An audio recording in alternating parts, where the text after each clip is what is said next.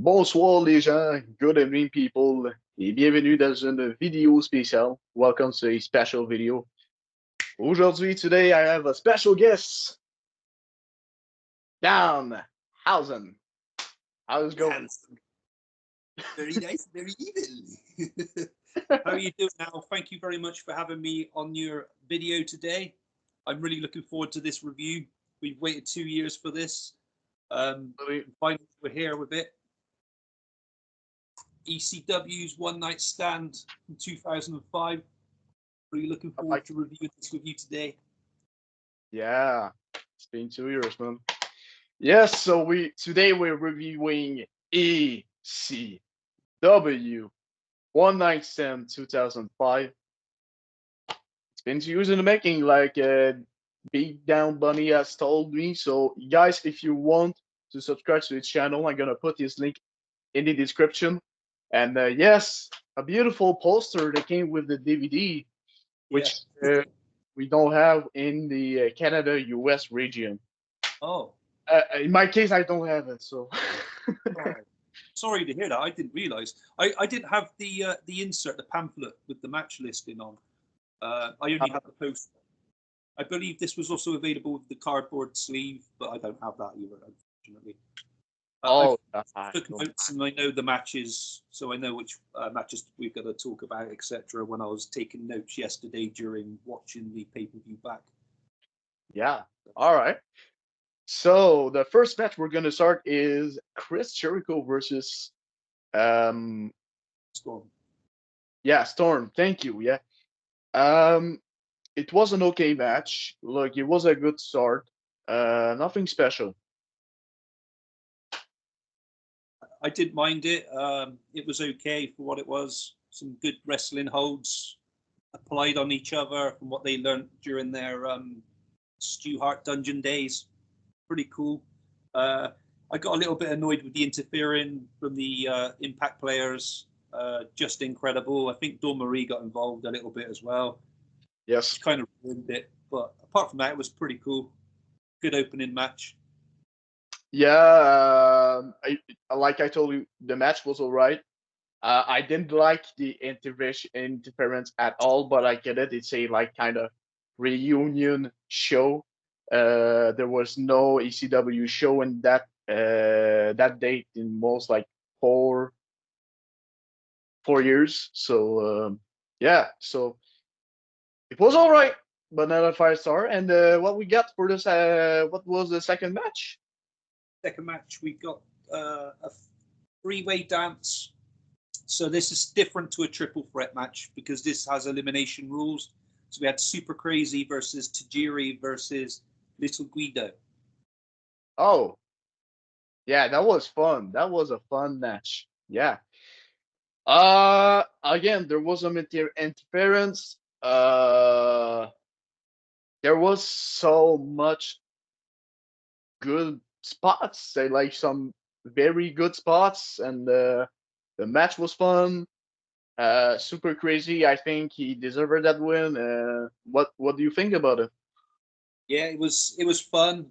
Like you said, a good spot fest. Very overbooked with talent, but I can understand why they tried to cram as much ECW originals into the pay-per-view as they could.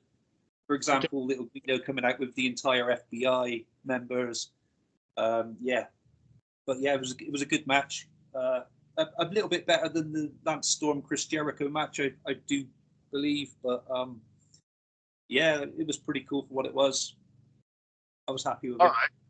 Yeah, and let me talk to you a little bit. We will have some segments about the ones that we lost.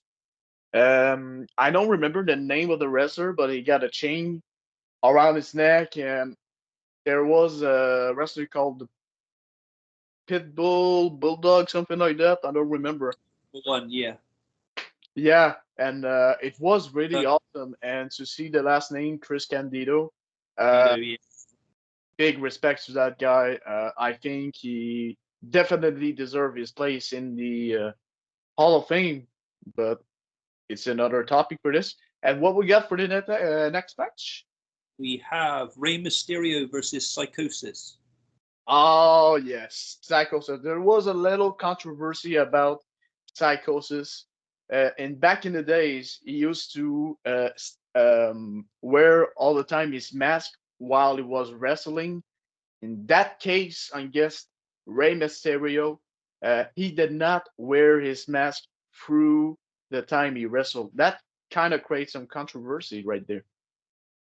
Yeah, I grew up with WCW, and I missed out the ECW matches, series of matches that Rey Mysterio had with Psychosis.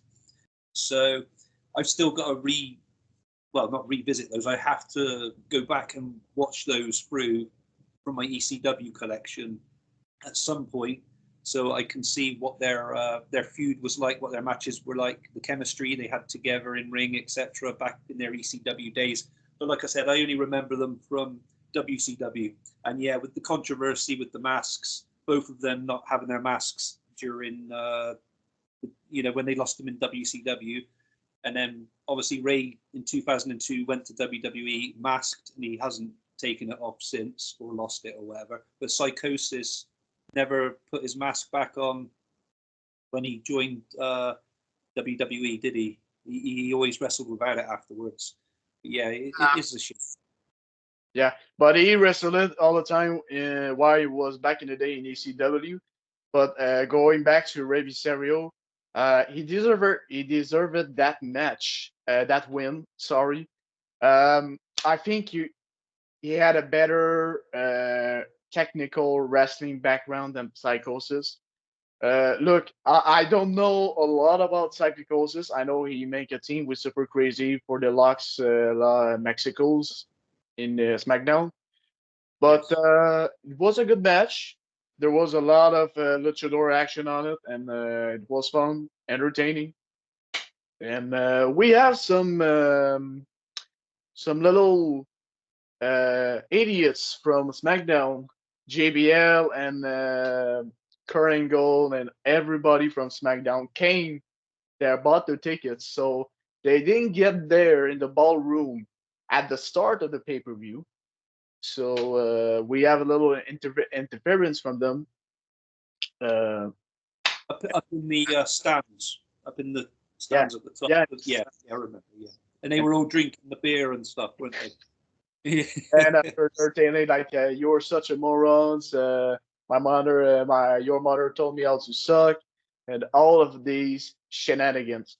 And we're going to the next match, which is I think was already Yes. talking and Sabu. It was. Yeah. He couldn't wrestle because of his knee. He had a knee injury or something. Yeah, he told us it was a torn ACL. It sucked it to him to not be in a wrestling form to be able to perform at One Night Stand, but he got there, and he is the one who pushed Vince McMahon to put in place ECW One Night Stand. So kudos to RVD. So yeah, we have Sabu who making an appearance against Rhino. There was a lot of good spot, don't we? Yeah, I did enjoy that a lot. It was quite fun to see Sabu. The fans popped loud for him as well when he came out. Yeah, it was very cool. Yeah, I agree with you. I watch it like some clips of like the best moments, and every time it's always the same people going crazy ape shit. My God. And the next match we got is, I think it's Eddie Guerrero and Chris Benoit, right? Yeah, that's correct. Are we going to cover one for the first part? Then we'll stop the video there, or yeah, we're gonna continue the rest on part number 2. So we'll talk about this match. Then that'll be the end of this part. Okay, cool. Yeah. So Chris Benoit versus Eddie Guerrero. Yeah, very very cool match.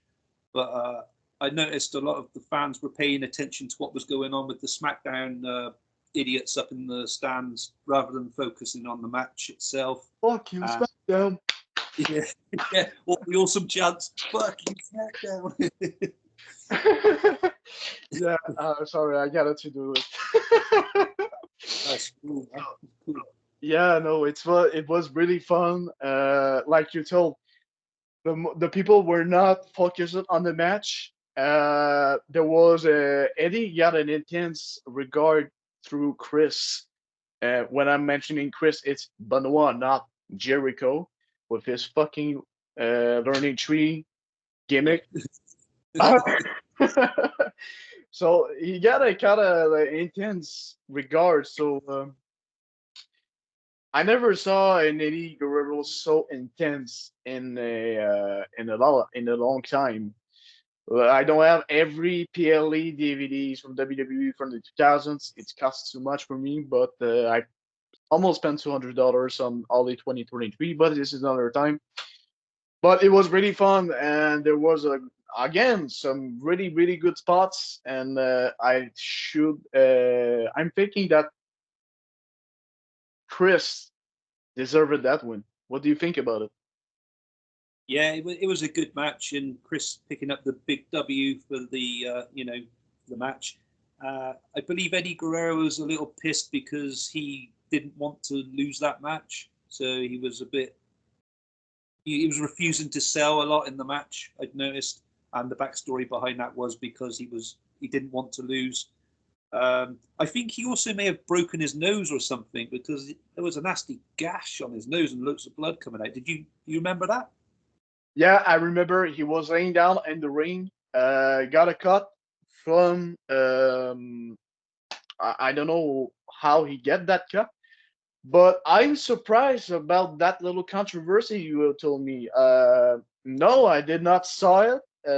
I did not pay attention that he did not sell it because most of the match he kind of sell it. Maybe I have some bad eyes. I don't know, but It was mainly towards the end. He was just being a bit of a dick about it, but understandable, I guess. yeah. So again, this was part number one. So we're gonna focus on some of the matches that they're gonna have in part number two. So Beatdown Bunny, a big thank you, and we're going to get ourselves back for part number two, which is right now after part number one. So merci beaucoup les gens. Thank you everybody. I'll catch you again shortly. Yeah. Yeah.